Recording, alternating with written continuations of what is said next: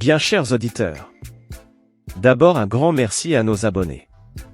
C'est grâce à vous que cette chaîne se développe afin de donner plus d'informations sur l'actualité congolaise. Si c'est la première fois que vous visionnez cette chaîne, veuillez vous abonner et partager au maximum cette vidéo afin que le maximum de personnes soient informées de ce qui se trame sur la RDC. Voici en bref les événements qui risquent de bouleverser la RDC.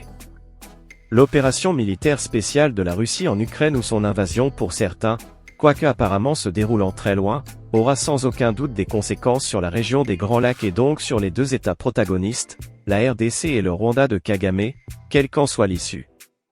Dans ce conflit, deux scénarios sont possibles. Dans le premier scénario, si la contre-offensive de l'Ukraine qui est annoncée à grands cris et fortement médiatisée se révèle comme prévu par ses meneurs, foudroyante et irrésistible, non seulement la Russie serait chassée des territoires russophones libérés en 2022, mais aussi serait chassée de la Crimée. Et même les régions frontalières de la Fédération de Russie proche de l'Ukraine seraient ravagées par l'armada des armes redoutables et sophistiquées livrées par l'OTAN et maniées par des volontaires, des brigades internationales provenant des pays occidentaux. La Russie serait alors vaincue et humiliée et redeviendrait un paillasson au pied de l'Occident sous la bannière de l'OTAN et cela beaucoup plus que ne le fut la Russie de Boris Yeltsin issue des miettes de l'éclatement de l'URSS en 1990. En face, l'Amérique redeviendrait plus encore une superpuissante et maître du monde redevenu unipolaire, soumis aux ordres et au bon vouloir de Washington.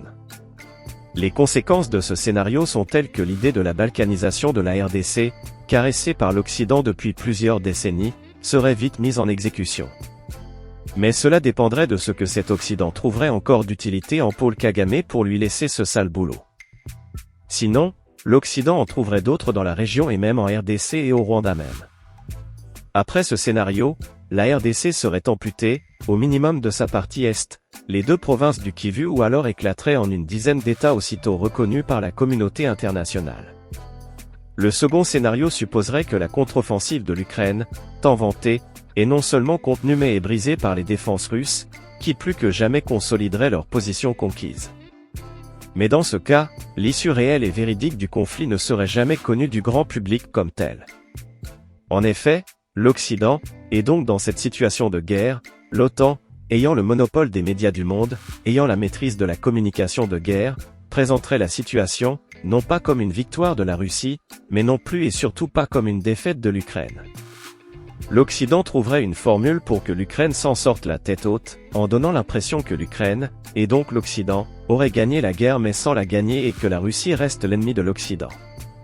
Au cas où ce deuxième scénario se réaliserait, le monde serait en plein dans une période de bipolarité dans lequel deux camps s'affronteraient pour sa domination, l'Occident et le camp russe qui se verrait rejoint par quelques autres États jusque-là frustrés par la domination de l'Occident à travers les États-Unis et son OTAN depuis 1989.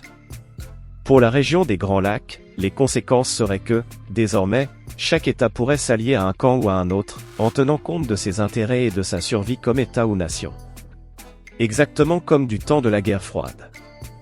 Ce serait curieux de savoir quel camp Paul Kagame choisirait, tellement il a plusieurs points communs avec le camp russe tout en étant un enfant gâté de l'Occident. L'autre événement attendu et susceptible d'influer sur le cours de la vie en RDC et dans la région des Grands Lacs en 2023 est concrétisé par les élections générales de décembre 2023 en RDC.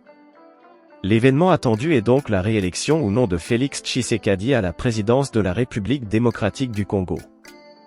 Dans un cas comme dans l'autre, on fera attention de noter quelle sera l'attitude de l'opposition congolaise dont on sait prolifique en termes de création ou d'amplification d'événements.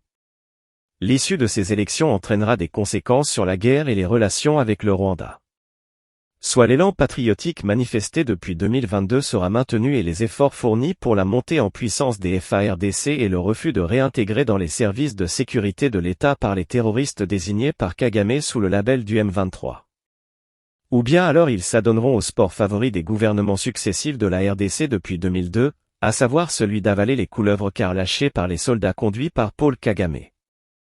Un jeu comme un vice-président rwandais imposé dans la Formule 1+4, intégration et brassage dans les FARDC et la police comme prime à la rébellion sous le principe, caporaux et sergents dans l'APR de Kagame au Rwanda, doivent devenir colonels et généraux au sein des FARDC du Congo.